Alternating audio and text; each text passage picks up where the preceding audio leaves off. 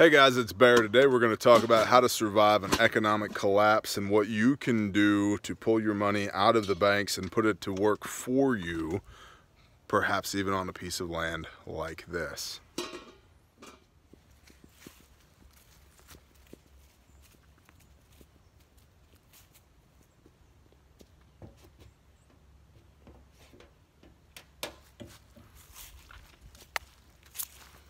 I get a lot of questions, which is humbling that so many people would want my input on how they should conduct their business and their lives. And then there's those that don't care about my input, like that one. One of the questions that I get consistently is, if the market's going to tank, and I believe it is, what should I do with my money? So, major caveat, major. I'm not an investment banker. I'm not a financial planner. I'm not any of those things. I don't even play one on TV, okay? But I will tell you this. One of my mentors, yes, I am mentored by people, and just as I encourage y'all and educate y'all and lift y'all up, I am encouraged and educated and lifted up by other men, and it's a beautiful thing. It's, I think, in part how the Creator designed us, right? We are to, as iron sharpens iron, so one brother sharpens another. And so one of my mentors has a considerable amount of real estate. Like, pick a number and start adding zeros to the end of it in his personal investment portfolio. And I asked him recently, because I get this question so much. Hey,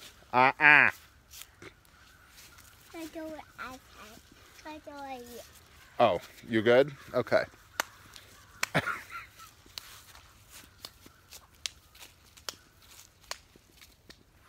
I get this question so often: what should I do with my money if the balloon's gonna go up?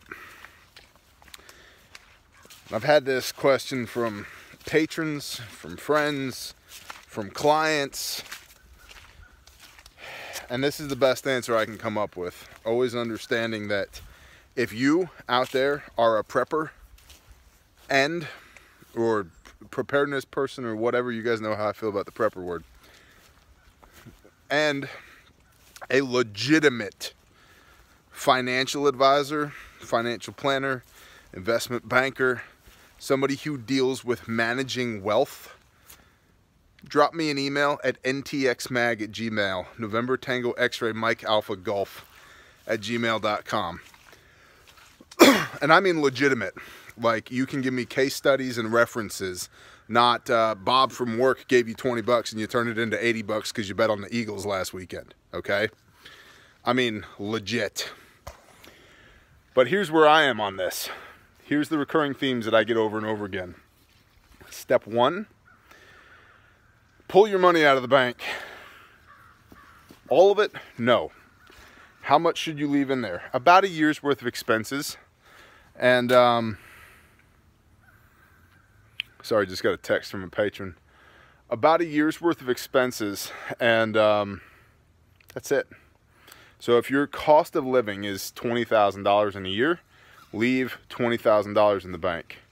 If it's $100,000 a year, leave $100,000 in the bank. Whatever your cost of living is, leave that much cash, or ones and zeros, in the bank. Take the rest of it out.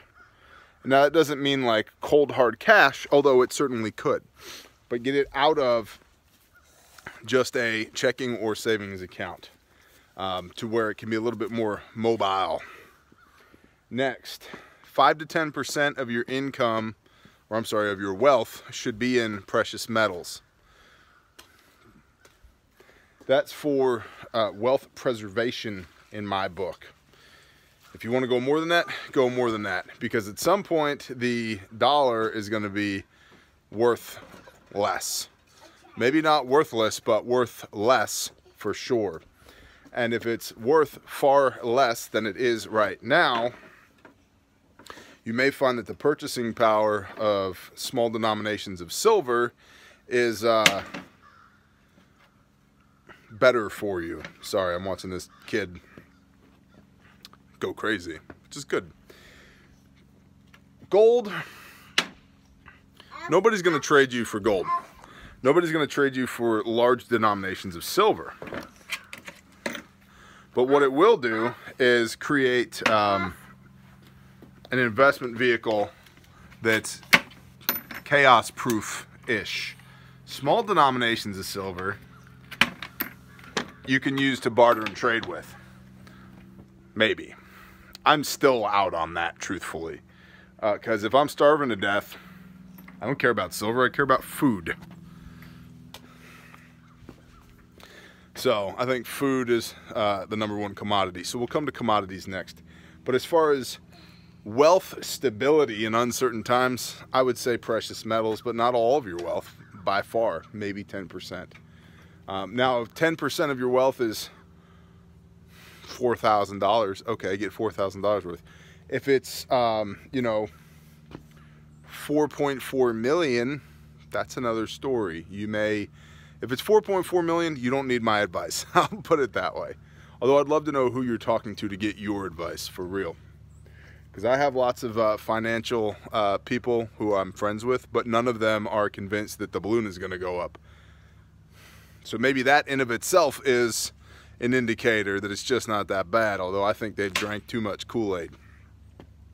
So precious metals, 5 to 10% of your wealth into precious metals as a wealth preservation vehicle, much more so, says me, than a trading vehicle. I don't think you're going to commoditize gold. You may commoditize small amounts of silver, but that's it. Small denominations of silver. So, things to think about there. Next, commodities themselves. What are good things to be invested in after the balloon goes up? Well, that's a pile of firewood. Firewood's good. It's a place to start, right? People will need it. What about, can he do it? What about ammunition? There's something. Great camera work today. What about ammunition? Food. Not just buckets of rice and beans, although you should have those, or sugar, or cornmeal, or flour, or wheat, or whatever. But the ability to produce food. A gardener, a farmer, and a rancher are going to be indispensable if SHTF is longer than, say, I don't know, 3 months. Or a season, right? Depending on what this thing looks like, those skills are going to become more and more valuable. So the ability to produce food. So to that end, cattle, sheep, chickens, hogs, if that's your thing. It's not my thing, but if it's your thing, go for it.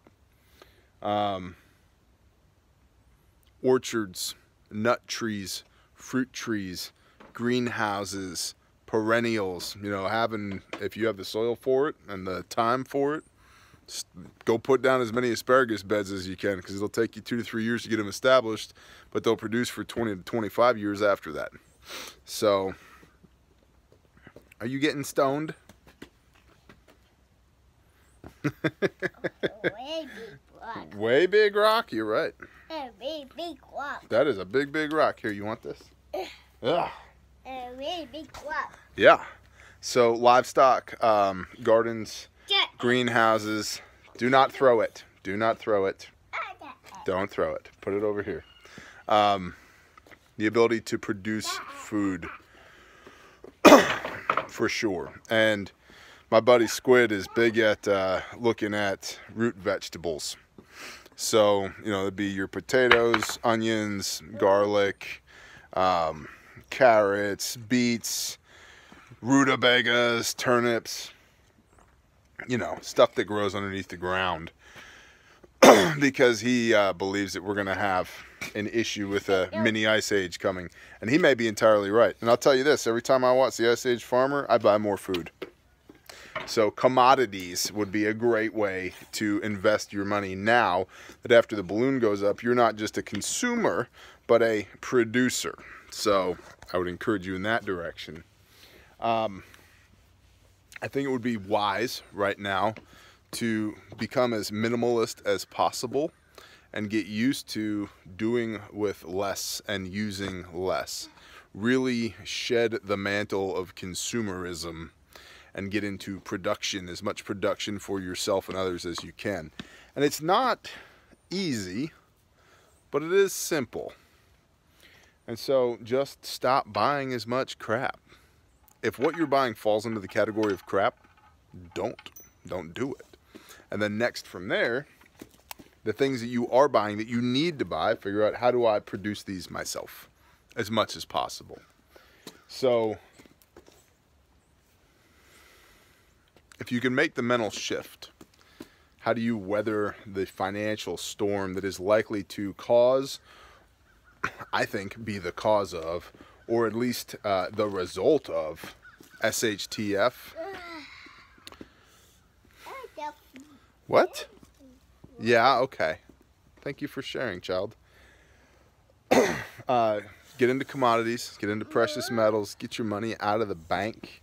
And then what do you do with all that cash? If you have all this cash, man, I would turn it into hard assets myself, and then maybe bury some of it in a Folgers can in the backyard. I don't think you can have too much food.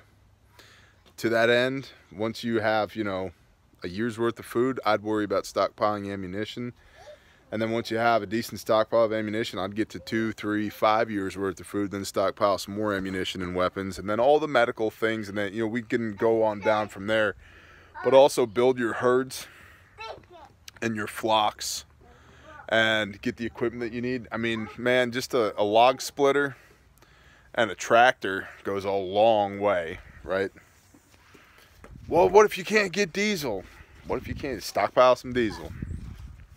Or get you an old Ford that runs on gasoline and learn how to make your own truck fuel. Build a still. That's fun. If you're stockpiling sugar and cornmeal and yeast, you can make lots of truck fuel, which in of itself is a commodity.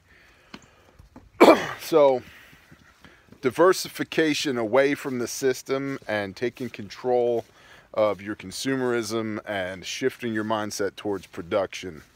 Cool story, T. What do I do right now? Right now, I would figure out a budget. How much money am I spending and what am I spending it on? If it's not mission critical, stop spending it. Everything else that is mission critical, work to having a year's worth of money in the bank to take care of those things. Then all the rest of your money, pull it out. Make it go away. And put it into other things, hard assets. And commodities and people and community and real estate and equipment and cows and sheep and rifles and pallets of ammunition and 4x4 rolled, 4x4 gauze, rolled gauze, 5x9 trauma pads, cat tourniquets, bleach. I mean, all the things, right? So for real, if you're a legitimate financial advisor who believes that the world is going to burn in the next 5 to 12 years, I'd love to talk to you. If you're not, thank you. No, we're not going inside just yet. If you're not, thank you. I have lots of opinions, I really do, from lots of different people on the subject. What I need is somebody who has a proven track record in this. And again, you can email me, November Tango X-Ray Mike Alpha Golf, because that's the best that I have for my clients right now, truthfully. And I wish I had something better, but it looks like there's a whole bunch of people scratching their heads. So there you go. Shalom.